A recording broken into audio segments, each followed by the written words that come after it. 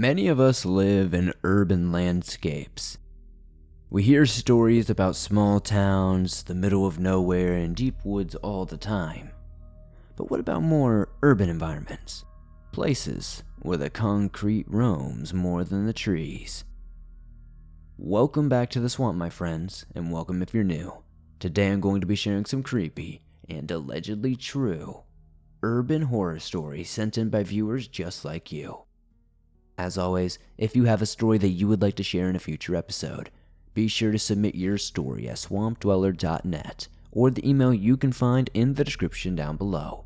I would love to share your story with everyone here in the swamp. Now, without further ado, be sure to hit that like button and subscribe if you're new, and get ready for some creepy and allegedly true urban horror stories that'll freak you out tonight.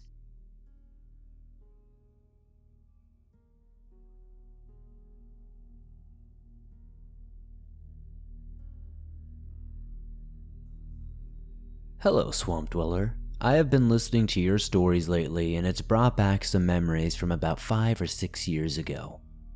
For some context, I live in a very large and urban Texas city. My neighborhood, however, had a big problem with coyotes. Every night at around 4 a.m., my uncle would get home from work and come across this one large coyote lurking in our front yard. Now, my whole family dismissed this as just a coyote enjoying our garden, but I believe that it could have been something else, and here's why. It began in the summer after I finished 6th grade. As a teenager, I had nothing to do, so I would stay up very late texting friends or playing something. One night I was doing so when I heard tapping on my window. It was around 1 a.m., and since my window is on the side of the house, there was no way it could have been my uncle. Plus, it was way too early for him to be coming back home. I looked out the window after it happened, but there was nothing there. On the next night, at around the same time, I heard the tapping again. This time, it was followed by whistling. It was like they were trying to whistle that Twinkle Twinkle Little Star song, but it was all wrong. It was out of rhythm. Their voice kept breaking. I was frozen because I had never experienced anything like this at this hour. That morning during my breakfast, my uncle told us he saw a coyote lurking around the yard and to be careful whenever we go out. I thought the whistling would come back the next day, but to my astonishment, it did not.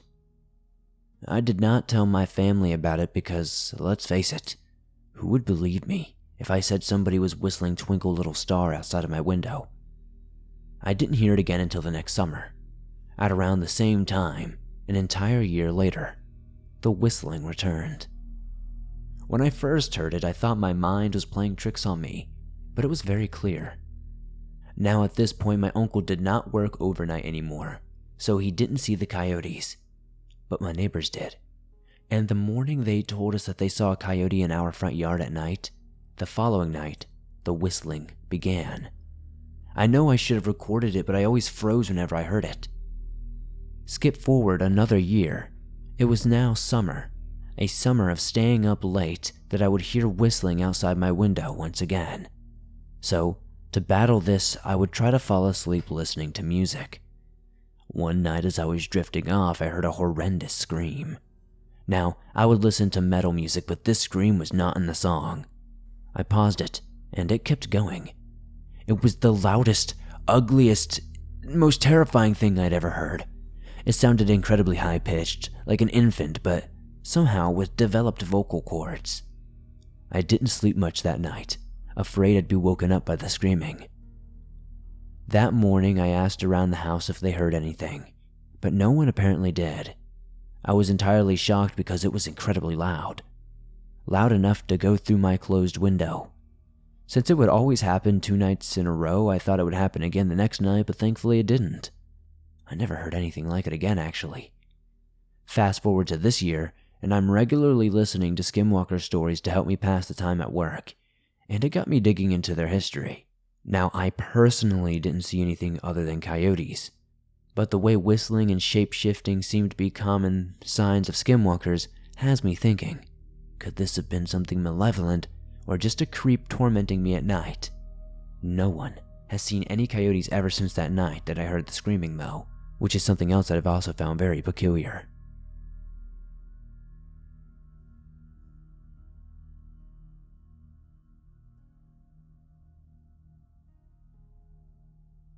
Hello, Swamp Dweller. My name is Peter. I am 27 years old and I have been listening to your channel for quite some time now. I was listening to your stuff on Spotify and was reminded of an experience I had at the age of 19 years old. It was Halloween of 2013. The poetry of it.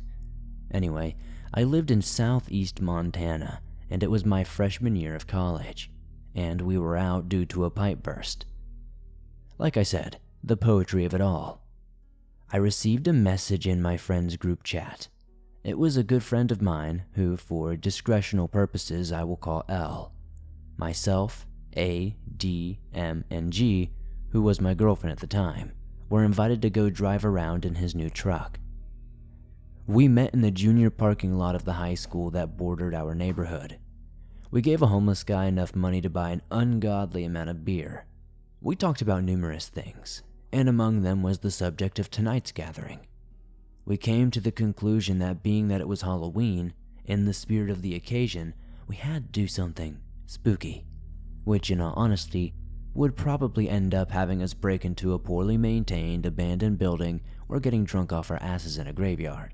There were more than a few suggestions about what we would do, but my less reckless idea was initially driving the abandoned Highway 87 off of Elkshire Drive. After about an hour of preparing for a 3-hour ride, we set off around 5:30. We gossiped about neighborhood drama and exchanged relevant family situations and talked about crushes, grades, rumors, and what have you. At one point, I believe we even played Truth or Dare, but that's irrelevant. The first thing that struck me as odd was that the road that led to our destination was dead. Not a soul to be found, in a vehicle or otherwise, seemingly for miles in every direction. Now, bear in mind that we didn't know a damn thing about this road, aside from that it was abandoned and poorly maintained. We knew it was abandoned and could be the subject of urban exploration. I pity the poor fools who may have tried their hand at urban exploration in that area before us, or after us. We finally got to the exit that was fenced off with roadblocks that led to the highway. They seemed old themselves. Since I coined the idea, I was condemned to get out and move the roadblocks to open the gate. The moment I stepped out, I felt an insatiable feeling of dread and angst. The kind that a soldier would feel knowing that he was marching into his demise, into an unseen danger. I felt like there was something ancient held behind this gate. I felt its presence, and though it didn't seem to be immediately near us, I got the strange sense that I knew it was approaching, entering its domain. I know it sounds juvenile, but it's true. I walked backward back to the truck, ensuring I never took my eyes off the road. When I got back to the car, everyone looked at me with blank faces and distress hidden underneath their facade of calmness. L asked me if I was sure I wanted to do this, as I'm sure he figured out I felt something and perhaps even felt it himself. I said yes in a fake, calm, collected tone and we drove on. We drank a ton. The intensity, it permeated the air beyond that point. A quick reminder not to drink and drive, or you may cause yourself and others some serious problems and nobody wants that. We were just stupid, quote-unquote daring teens back then, but that doesn't justify it at all. Just don't do it. I digress. I don't know where we were going. I think we were just waiting to see some creepy crackhead or ghost car out of the middle of nowhere so that we would have a story to tell. But you have to be careful what you wish for, lest your wishes be granted. And probably you won't want that, even if you think you do. It's hard for me to tell you exactly how long we had been driving for. Being pretty intoxicated made it kind of hard to tell what time it really was, but I do know it was around 10 p.m. The road was set up in such a way that there was a slope separating the two lanes and we were on the lower of the two.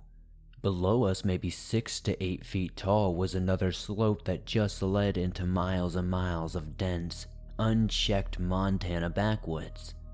I'm not gonna lie. Even while drunk, that forest street below us, especially looking into it, instilled a sense of dread in me. That's when a decently sized rock flew up from the woods at the driver's side window. From the woods abruptly. And let me say that again. From the woods. Elle abruptly stopped the car and we all instantly sobered up.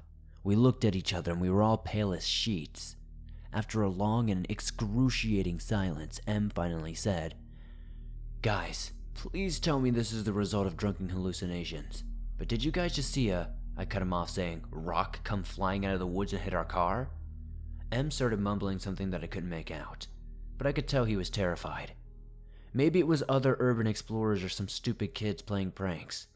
It is Halloween after all, Dee said. Her voice was shakier than ever.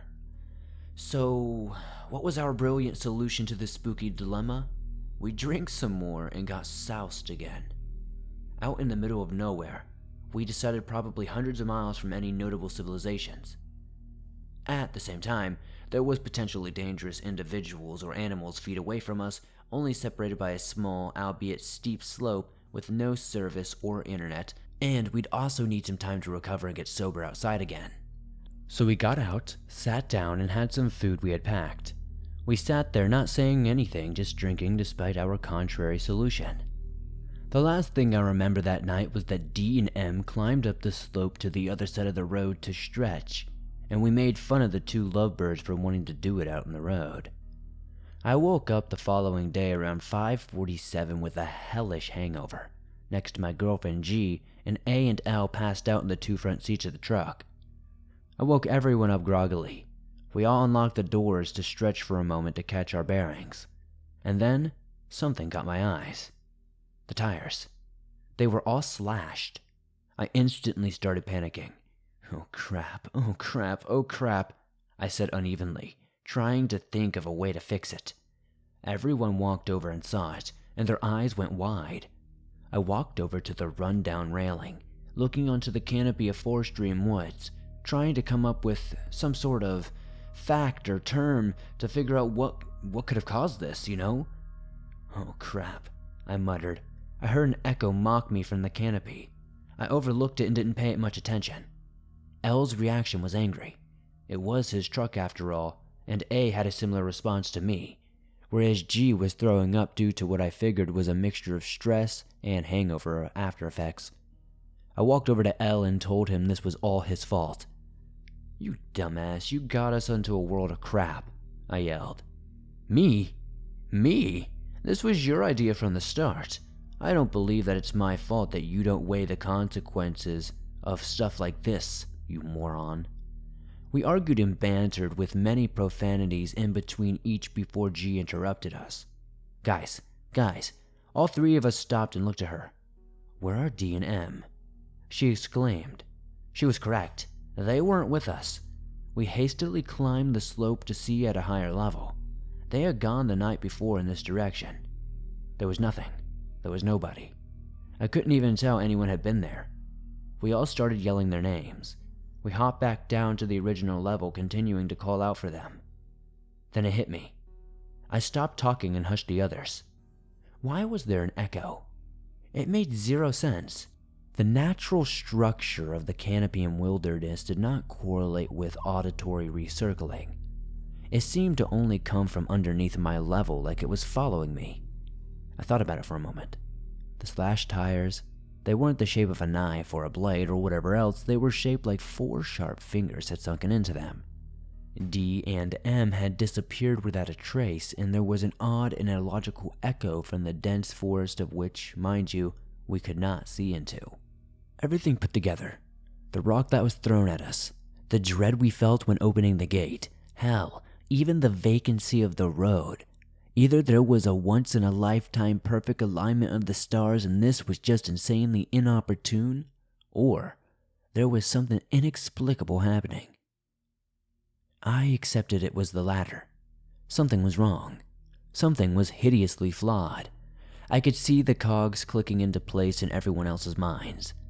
After a long, intense pause, I said, "Oh, hell," and the echo repeated it. Only I was paying attention now. It was indeed an echo, but it was wrong. It was all wrong. It was garbled and inhumanly deep and monotone. I said, "Aw, hell," to hear it again, "Aw, hell." The echo repeated back in a grotesque mimicry of me. I slowly turned back to my friends. They knew it. This was wrong. This was all wrong. "Aw, hell, aw, hell, aw, hell," I said slowly, backing away from the railing. "Aw, hell, aw, hell, aw, hell." The creature, as I concluded this was, indeed a beast, mimicked back. This time, it seemed to move, not stopping, but continuing to repeat "aw, hell." It was perverse and a demonic tone. It was moving to my right. I looked over to my right and saw something that could have possibly been the end of me if I had not noticed it. The railing about 20 feet to my right had collapsed, leaving an opportunity to fall, or, what I was more worried about, climb up with relative ease. I screamed at the top of my lungs for everyone to run, and we all booked it the opposite way. I swear I could hear it calmly but loudly echo back in its chillingly otherworldly and malicious mannerism. As it repeated me again, it made it up to our level. As it turned out, our bout of terrible luck seemed to have ended, and as luck would have it, as we ran the other way, we saw a black beater pickup truck slowly approaching us. About 50 feet away from us, this guy was definitely shady as hell, and under any normal circumstances we would have avoided it at all cost. But this was far from normal circumstance. The other three hopped in the truck's bed and I got in the passenger side, where it was plain to see this guy was a meth head. Let me tell you, I've never been so glad to see a meth head in my entire life, and I never thought I would be either. We got out of there. Eventually, when we got back to the safety of, civilization, we called the police and told them everything, crying hysterically and sobbing. Once we finally got back to our parents, we finally felt safe again. Everybody asked us what happened, and we kind of refused to tell them. The guilt was too much. Statements were taken, crime scenes were investigated, and reports were filed. No remains of D or M were ever found, although officially they were classified as deceased. I never saw their parents again. I guess the grief overcame them and they never went out after that. But who knows? There is one thing I do know though. I'll never go back to Highway 87.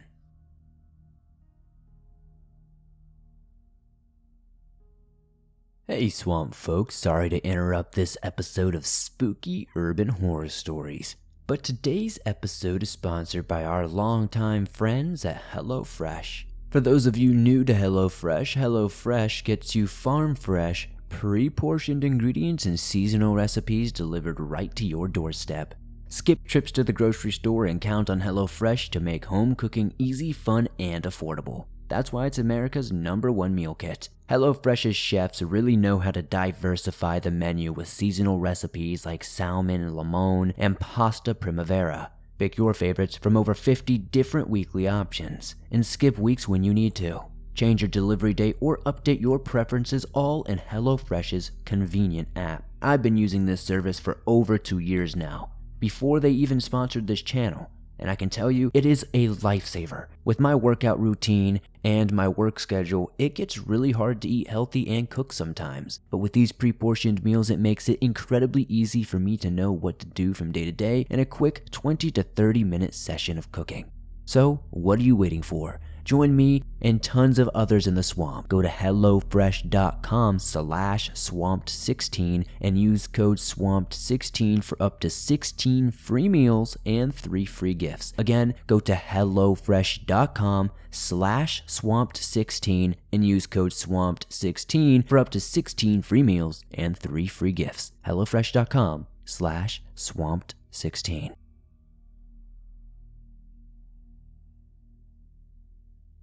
My name is Riley and I am 26 years old and a guy from Milwaukee. I'm about to tell this story and it is entirely true. It took place about 3 years ago. Here's a bit of background information. It was late summer, probably early September, and a group of my friends and I decided we wanted to go on an urban exploration. We had often done this in some more rundown areas of Milwaukee, usually in the northern side. It was pretty risky because of the area's history of drugs, gang violence, and settlers. However, We were always cautious in these situations and had pretty good luck with never running into crazy people. You could say we were just fascinated by what was inside of the buildings itself, and it gave us a bit of a rush. The night we left, there was a small group of us going, 5 in total. It was my friends, Jamie, Kevin, Vin, and Ty. We all were suburban white kids except for Vin, who was half Asian, and Ty, who was black. We were all relatively the same age, except Ty, who was 29 and had gone to the same high school in the suburb of Bayside where we had lived. My friend Jamie was the only girl going and happened to be the one who would drive us there because she had a large SUV that could fit us all. She also happened to be Kevin's girlfriend at the time. We drive to North Milwaukee, past some terrible neighborhoods and many rundown buildings. The location we were going to was an old elementary school that had shut down back in the late 90s. We had learned about it through an urban explorer group on Facebook and managed to get in contact with a guy who had been there twice. He told me the building was quite large and had 3 floors and a basement floor that was destroyed due to flooding and exposure. He said it still had a stage down there where the little kids would perform in plays and musicals. I remember him telling me that he found some old costumes the kids used to perform in, but he also warned me that there was a lot of black mold and asbestos. Nonetheless, we parked in a large parking lot behind the school that at one point was a busy plaza, but was virtually empty now, and was highly cracked and had weeds growing all across it. We approached the back fence that separated the school playground and the lot. Most of the playground equipment was broken, rusted, or missing. We all walked together to a small opening in the fence by the swing set that would just allow you to get through if you were careful enough. Kevin stood at 6'5" and weighed about 230 pounds, so he knew he couldn't get through. It didn't matter though because we did need one person to wait by the car so it wasn't broken into and to keep an eye out for any cops or any weirdos who came in after us. However, Jamie chickened out due to the weather and wanted to wait with Kevin, so we let her. Ty, Vin, and I got through the fence and made our way across the playground towards the school's back doors. Along the way, I noticed a no trespassing sign a few feet away from the fence, but quickly pushed it out of my mind. There was a chain on the double doors that kept people from entering the school, but it looked like someone had cut it a long time ago, and I kicked it off to the side, where it laid coiled up and rusted. Now, I'm going to talk about the weather that night because it adds a lot to the story. It was in the high 80s, but it felt much higher due to the humidity. In the distance, I remember there were large storm clouds, so I knew we had to hurry with the exploration. Vin had brought a camera with him and Ty was recording with his cell phone and had a flashlight app open. We never ended up not needing the flashlight because obviously it was dark. But there was a little bit of light trickling in so we could see just enough, from the broken ceiling and broken windows. As we entered, the door opened with almost no noise, which was strange, but the floor was covered with pieces of damaged roof, paint chips, trash, and dust. The air smelled very wet and musty.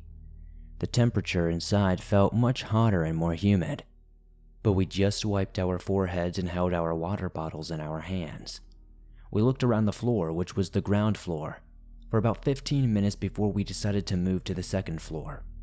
Ty suggested the basement, but the Facebook guy's description of the staircase condition changed all of our minds. Vin led the way, followed by Ty and me at the rear. The stairs were covered in debris, so our steps made deafening crunches up the staircase. Keep this in mind. We had gone on these explorations many times and have never run into anyone except a very nice homeless woman and her dog many years ago who told us to stay away from heroin. You could say we were overconfident and had our guard down. We reached the second floor, which had more classrooms than the bottom floor. Most of the rooms were trashed entirely due to the weather or vandals coming in. The desk lay all over the bed, either broken or knocked over. Most of the windows were boarded up or broken, and graffiti covered most of every inch of the building that we had seen. However, some rooms were spared and looked as if students who once sat in them had just vanished into thin air, while nature slowly took over the building. Many of the desks still had supplies in them, and the coat hooks still had coats on them. The chalkboard still had things written on it. Ty even found a desk plate with a teacher's name on it that read Mrs. Johnson. After we wiped away the dust, it eventually became clear that people just kind of abandoned this place. I found a folder on one of the desks that belonged to a kid named Kiana. I gathered that she was a girl in 4th grade. It even saw a date on her old assignments that indicated it was from February of 1999. Many of the rooms in better shape had things like this, so we eventually got bored and decided it was time to move on. As we approached the staircase to the 3rd floor, I had a strange feeling in the pit of my stomach. You know, the kind of feeling you get when you think someone is about to jump out and scare you at any minute. I told Ty and Vin about it, and Ty told me not to be a wimp and keep on moving because he was starting to hear thunder in the distance. I noticed that it was starting to get more relaxed in the building, and it was much easier to breathe as we came up to the 3rd floor. It was here where we had run into a strange and frightening situation. I noticed that the school's 3rd floor was different from the other floors. The floor had much more trash on it. The trash appeared to be pretty recent though. Many old pieces of furniture were put in the back part of the first hallway. Then, Ty said something that gave me a good cold chill up my spine. I couldn't tell you why. He noticed that the floor was not nearly as dusty and had fresher footprints than any we had seen earlier. We walked for a few more minutes and I could tell that we were very nervous about running into somebody. Just before we reached a hallway with many classrooms, I decided to text Kevin to see if there was any strange activity outside. He replied within 10 seconds and said that it looked normal, but it could rain at any second. I told him to stay focused and message me if anything odd happened. We looked through many of the old rooms and found nothing but trash, old furniture, and rubble. One of the rooms Vin had walked into had half of its floor caved in. He was lucky that he saw it when he did. A few minutes went by and Ty said, "Dude, check this out." Vin and I walked over to him and saw a bag full of old used syringes. The needles looked very old and the plastic Ziploc bag was torn and tattered. I told him to drop the bag before he got hepatitis or AIDS. We chuckled and continued to walk down the hall toward the furniture pile. We noticed that behind this pile was a staircase wholly filled with old shelves, chairs, and tables. To our right was a large room that was relatively clear but had mattresses scattered about. There were a lot of cigarette butts lying on the floor, and an old rusted oil drum was in the middle of the room. Vin said that the space used to be a library because of a small plaque he had seen above the doorway. It made sense to see why there were so many shelves piled up right outside the door. As we got closer to the far end of the room, we examined the mattresses. There were about 5 of them, and they were all filthy and torn up. Some had disgusting-looking stains on them and horrible body odor smells to them. Vin noticed a small stack of pornographic magazines by the bed on the farthest side of the room. We all got a good chuckle out of it. The room had 2 large windows parallel to each other, but they were boarded up and allowed almost no light into the room. As we got to the back of the room, we heard the sound of music being played. All of us froze in unison as the door swung open. There was a man at the entrance of the door. His face told us that he was not happy we were there. He was of average height and had a shaved head and short, scruffy beard. He wore a faded brown shirt and some old white basketball shorts. His shoes were white at some point, but now they were stained brown. He was a white man, but his whole body was covered in a thicker layer of dirt. I'll never forget his eyes. They were very pale blue and looked like the eyes of a wolf. However, I noticed the man behind him, who gave me chills at the same time. This man never once stood up and sat on a lawn chair with his left shoulder pointing towards us. He turned his head and looked at us. The man had bright pink hair, tied in a ponytail, and appeared to have no teeth at all. He looked very skinny, and his skin looked tight and pale. His eyeballs bulged slightly and gave him even more of a frightening appearance. He wore a white t-shirt and black shorts. This man never said a word to us. The man at the door spoke in a very rough and direct voice. He asked us what we were doing in the building, and if we were cops. Ty answered him that we were filming a documentary of the old historical buildings in the area, and we had no intentions of bothering anyone. The man appeared to relax more and asked us how long we wanted to stay. I jumped in and told him that we were almost done, and that we were about to head out before the weather got bad. The man lit a cigarette and asked us if we wanted one, but we all declined. He then offered to give us a tour of the building, but we quickly said no.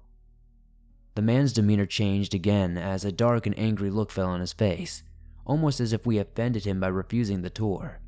He eventually chuckled and said okay. He introduced himself as Walter and said the pink-haired man was Ronnie. To our surprise, the man cupped his hands as he hollered out quite loudly for someone named Marty. There was no reply, and the bald man said he must have gone to somewhere else. As we talked for a few more minutes, I took out my cell phone and saw that Kevin sent me several messages. The message said that a man had walked into the building about a minute ago and that we needed to get the hell out of there as soon as possible. The man asked us how many of us there were altogether. I lied and said there were 7 of us because at this point I was feeling very, very uncomfortable. There was just something off about this guy. I was ready to crap myself. The feeling in my stomach was coming back. Something told me that they were very dangerous. Vin and Ty felt the same way and had edgy looks.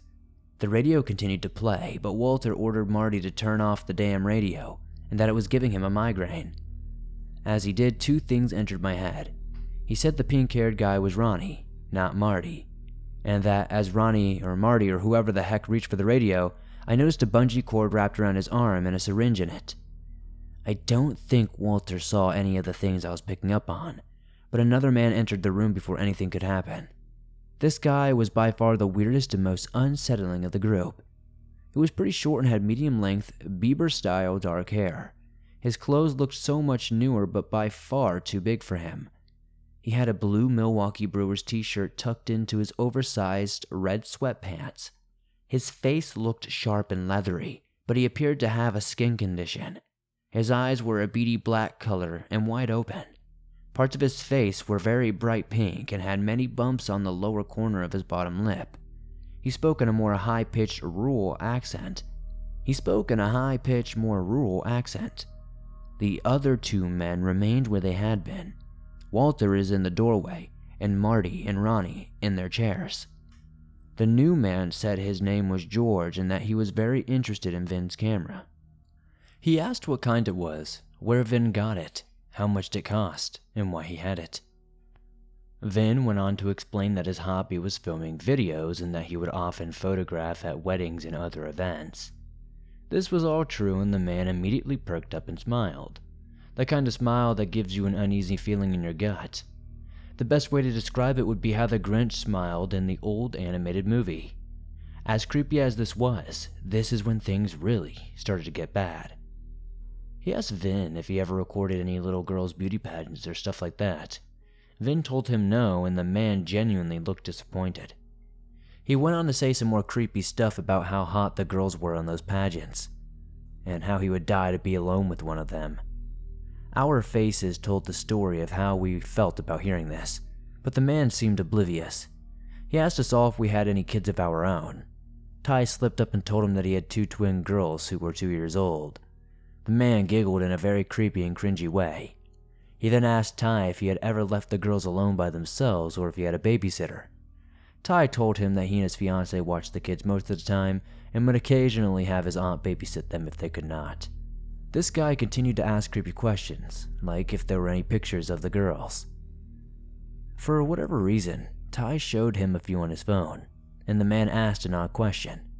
He wondered if he would be allowed to date this guy's daughter. And I'm sure Ty wanted to drop this creep by this point, but he also knew that the other 2 were behind us, so we didn't know if they had guns or knives or what. Instead, he just said that he would have to get to know him more. The man giggled again and said that he would get to know him when he babysat them.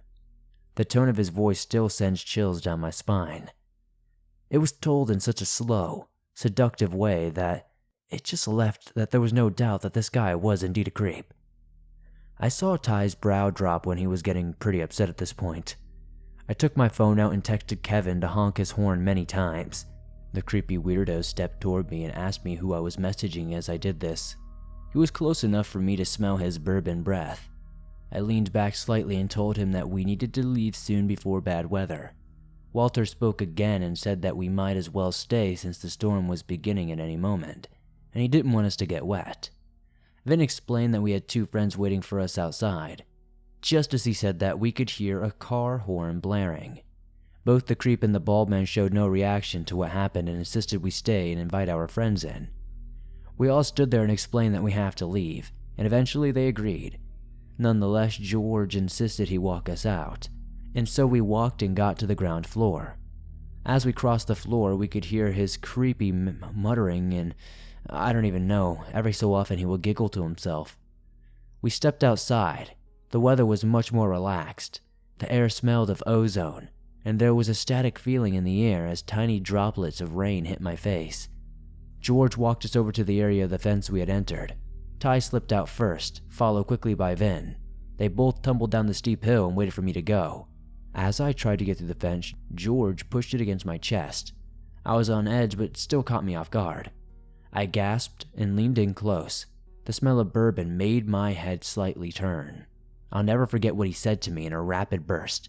I know you know what I am. It doesn't matter, because I like it. You're lucky that that fine girl in that car was with that fat man, or I would have done whatever I wanted to her. He said whatever. He said it much slower, seductively, and emphasized like he had dreamt about this. He licked his lips slowly at the end of the sentence. His beady eyes widened, and he let go of the fence.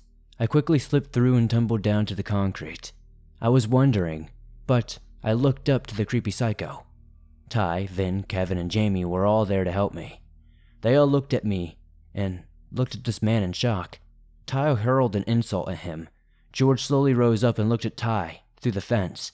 He put his tongue on the chain link border and made a licking motion. He winked, giggled, flashed his grinch smile, and said his last words to us, "For your girls," and gave a clear point to Ty. It took everything we had to keep Ty from going after him, but eventually we lost sight of George, and Ty calmed down. We sat in the car for a while as the adrenaline rush dumped and left us feeling exhausted. We told Kevin and Jamie everything we had seen, heard, and felt. In the car, we decided to make this our last urban exploration ever. We all agreed unanimously that this was too close of a call. As I sat in the car, I kept thinking about each of the men we had seen. Who exactly were they? They were addicts of some kind, sure, but something seemed off about them. The pink-haired man said nothing and was like a ghost. The bald man said little, but his wolf eyes spoke so much, and the creepy man couldn't stop talking. I would later try to find these men on a jail mugshot website. I could never find them until Vin sent me a link to a sex offender registry website a few weeks ago. My heart nearly stopped. Pictured was the guy who said his name was George. He looked much younger and his hair was shorter, but it was undeniably him. He even had the same creepy smile in the photo. However, his real name was Charles Earl Daly. He was a wanted sex offender from Arkansas who was considered a very high-risk offender and possibly armed. His crimes included many assaults on minors under 12 years old, and many other things across that type of thing, if you know what I mean. I knew how lucky I was to survive an encounter with this guy, and if I only knew who he was at the moment, I probably would have tried to end him. It still sends a shiver down my spine to think that we were in danger.